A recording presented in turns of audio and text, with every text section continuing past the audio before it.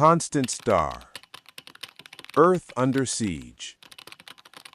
The AI War of 2033. Chapter 1. Blue Skies, Sharks, and Birthdays. The island was just coming into view on the horizon. He was flying at 5,000 feet, which meant the island was more than 30 miles away. The ultralight had minimal instrumentation, which is the way he wanted it. It gave that seat-of-the-pants feeling he relished from his youth. Nothing like flying by instinct, he thought, adjusting his grip on the controls.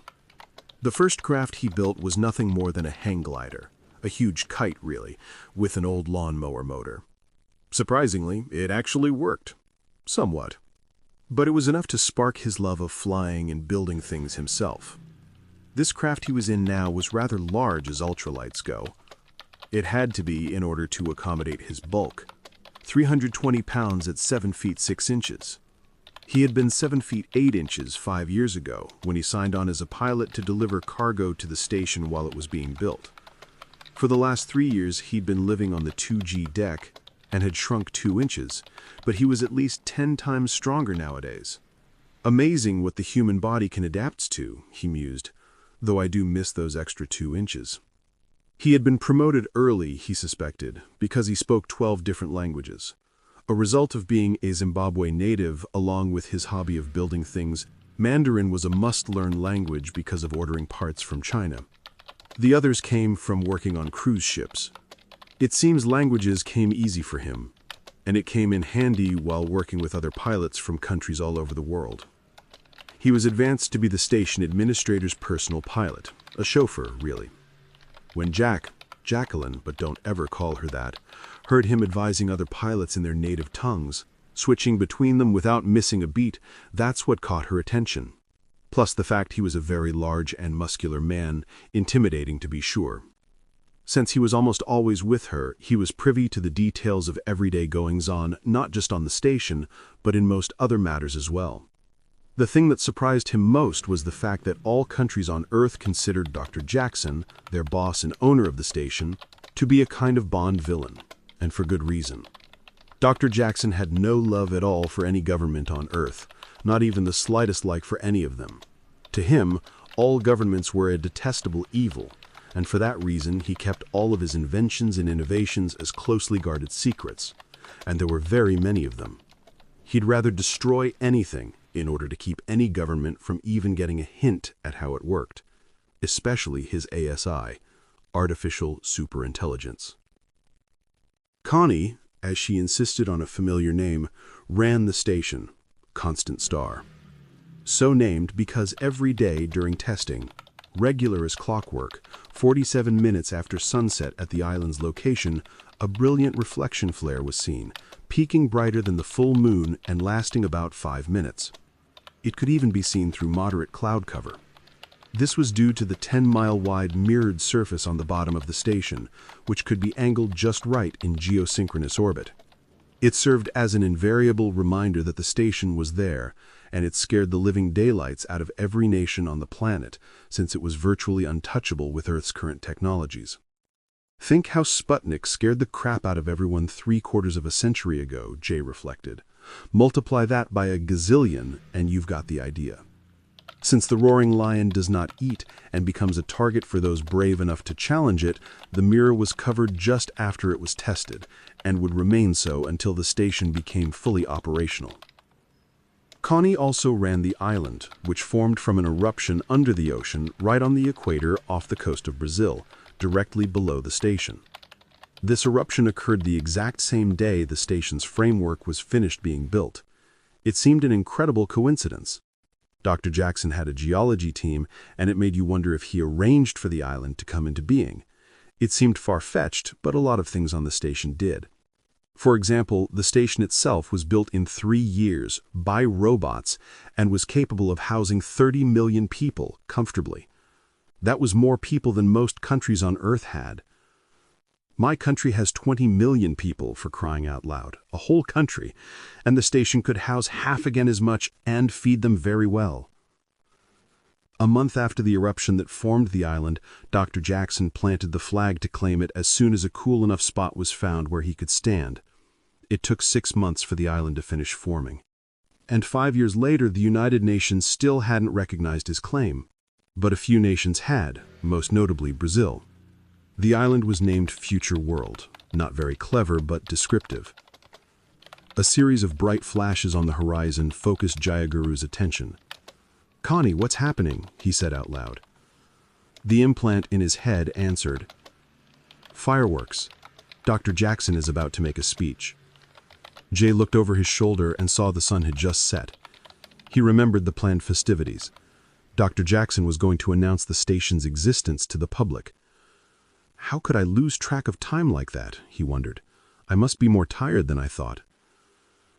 "Connie, I'm going to be a little late getting there. Can you give me a feed?" He realized he'd been so involved with his thoughts about his mission that he didn't even notice it was starting to get dark. "Of course. Implant or watch?" "Implant, please." The implant was a subdural capsule that communicated with the brain's neural network. Incredible technology for the early 21st century, another of Dr. Jackson's inventions, and the result was equally incredible. It gave the illusion of actually being there, right where the transmitting camera was. He'd used it many times and still felt awestruck when the image appeared in his mind's eye. The sound was like that from a very clear memory, recalled but not quite as tangible as sound from one's ears. He guessed the whole experience was best described as similar to a daydream, but one you couldn't stop just by changing your focus. The mission had been uneventful. Get to Chihuahua, Mexico, question the research team, and return with their findings in memory only. No documents, data files, recordings, or anything that could be intercepted. The message he received was short and cryptic. "The dog bites, need pet carrier." And as much as I've tried to analyze that message, he thought, I still have no clue what it could mean. Connie warned, "A cargo plane at 40,000 feet has just turned to match your course. The markings indicate a Chinese craft. It has deployed many small objects. Stand by. A swarm of small drones and 3 persons in wingsuits. If you don't object, I'm going to disable the drones." Jay answered, "Hold up until we're sure of their intentions." He thought, I've got a pretty good idea where this is heading. I calculate a 68.28% probability this is an attack on you. Wait for it to get above 90%. Jay came around to the right and began to climb. "I can't see them. Have they changed course?" "Yes, they are changing course. Still vectoring toward you. The probability is 89.95% now." "Close enough. Drop 'em." "Jamming signal engaged. The drones are disabled and falling. The 3 wingsuits are still on course to intercept you." Jay began a left turn back toward the island. "Let me know when they're about 300 yards behind me." "Wilco, I calculate 37 seconds. Mark." The interesting thing about wingsuits, Jay thought, they're very hard to slow down, whereas this ultralight isn't. The stall speed at ground level was 7 knots due to the Liebeck airfoil this craft had, a very high lift, slow speed design. If he slowed down before they had time to react, they'd fly right by, unless their intent was to damage the craft. "Connie, can you tell if the wingsuits have any weapons?" "The optics are a little distorted at this distance. I can't tell." "Notify rescue. I'm taking her low and slow." "Rescue is already en route." Jay pushed the stick far forward and eased back on the throttle. The craft began a steep dive. He took it down to just inches about the swells and eased the speed back to about 10 knots in level flight. Connie's voice sounded a little anxious, if that was even possible for a computer. 300 yards. "I'm going to do a split S maneuver. Can this plane handle the stress?" That operation involved pulling the plane into a loop and halfway through riding the craft so it was flying higher in exactly the opposite direction. "Likely not, but maybe. My calculations land right between the upper and lower limits of this craft." "Well, here goes nothing." He pushed the throttle all the way forward and the small engine screamed. When he estimated he'd reached max speed, he pulled the stick all the way back. He heard the wing struts groan in pain, and the spars were flexing beyond what he thought possible. The craft held together, mostly. He saw a section of rip-proof nylon tear right where the right wing joined the fuselage, revealing that the root plate holding the wing on was loose and rattling a lot. The people in the wingsuits flashed by just as he reached the top of the loop. He rolled left and returned the plane upright. The wings were bent upwards in a lopsided dihedral, and the right root plate was still rattling wildly. It won't stay attached much longer, he realized grimly, and there's nothing I can do about it. The wing's going to fall off. It's just a matter of when. Connie said, "More bad news. I'm seeing a great white shark apparently tracking you. Make a turn, if you can, so I can verify it. Give me a heading toward the rescue vessel. It's coming from the island, so due east." Jay used the rudder pedals to gently turn to the east. Connie said, "I was right. The shark is matching your course. I don't advise getting too low. These creatures have been known to leap from the water and grab large birds." "Well, I can always hope it doesn't like dark meat." Connie said, her voice sounding a little perplexed, "I don't understand." "Sorry, bad joke. Humor is a difficult concept for me. In this case, I take it you're using the notion of something usually meaning one thing, but in this specific context it means something entirely different. Dark meat usually refers to consuming a fowl, like a turkey, but in this case, the fowl is your plane and you are the dark meat." "Correct. Like I said, bad joke. It goose you could say your joke was a turkey." "Well, yeah, with giblets." The wing finally gave way and folded back along the fuselage. The plane rolled right and started a nosedive. "I'm going in. Nice knowing you, Connie.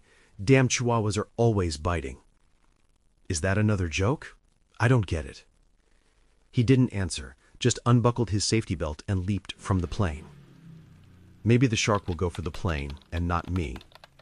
He hit the water before the plane did, and as he sank below the pristine waters, he saw a faint gray shape speeding directly toward him.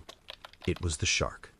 He remembered his dive instructor's advice. If you ever found yourself in this kind of situation, grab some fecal matter and shove it in the shark's nose. And believe me, you'll have plenty. Maybe that was a joke, he thought desperately, because I sure don't have any and can't make any. The creature's gaping maw was large enough to swallow a water buffalo, sideways. His body was suddenly engulfed, but the shark didn't bite down at first. But then it did. The water drained away and the cavity quickly filled with air. It was pitch black, except when the emergency beacon on the vest under his shirt flashed. He'd forgotten he had it on. It was always a good idea to wear a BC, buoyancy compensator, or inflatable life vest when flying in ultralight over water. He heard a mechanical sound, like plastic rubbing on plastic. It came from where the throat should be. The light flashed again, and he saw two men exiting a hatch. They were wearing night vision goggles. He felt a sharp sting on his neck and slipped into unconsciousness. He awoke not knowing how long he'd been out. He was lying on some sort of floor, hard plastic from what he could tell. The only light was from two small monitors set into a bank of electronic controls. He didn't move while he assessed his situation. He remembered his training. Stay still. Figure out what I'm dealing with first. Two men of Asian descent, from what he could tell, were focused on the monitors. One monitor had data in Chinese on the screen. The other was a view from just above the water, an electronic periscope, apparently. They were oblivious to the fact that he was awake. They didn't appear to be armed. He stretched a little to make sure everything was in working order. Nothing was broken. His nose sure was working, and it wasn't pleasant. The place reeked of sweat. No air conditioning, and the floor was wet. They haven't sweated this much, he reasoned, so the flooding abatement system must only be rudimentary. He eased over, careful not to make a sound, and stood. It was cramped in the little room, and he couldn't stand upright. The emergency beacon flashed. No matter, I have enough room to swing. One punch to the base of the skull of the guy on his right felled him nicely. The other guy turned just in time to get a punch to the throat. His shot-put-sized fist made short work of his captors. The screen showed their course to be due north. He found the correct dial and adjusted the course to due east. The other screen showed them coming about. Connie, can you read me? Yes, but your signal is very weak. Well, I'm in the Shark, only it's not a shark. It's some kind of stealth submarine. Steer rescue toward me, please. The quicker the better. Are you all right medically? Yup. My nanobots must have counteracted whatever they used to knock me out. They didn't have much to counteract my fists, so they're knocked out. They'll need medical. So like I said, These videos the quicker are the better. time-consuming and a bit difficult to make. I would prefer if you told me now that you think they're crap. If not, then please at least hit the thumbs down button. Thank you. If you like the videos, please tell me, and tell me how to improve them. I'm just one guy, and I often get wrapped up in the technical details. I miss a lot of stuff, I'm sure. Fresh eyes see what I miss, so please tell me. At least hit the like button. And if you're so inclined, please hit the share button. Thank you.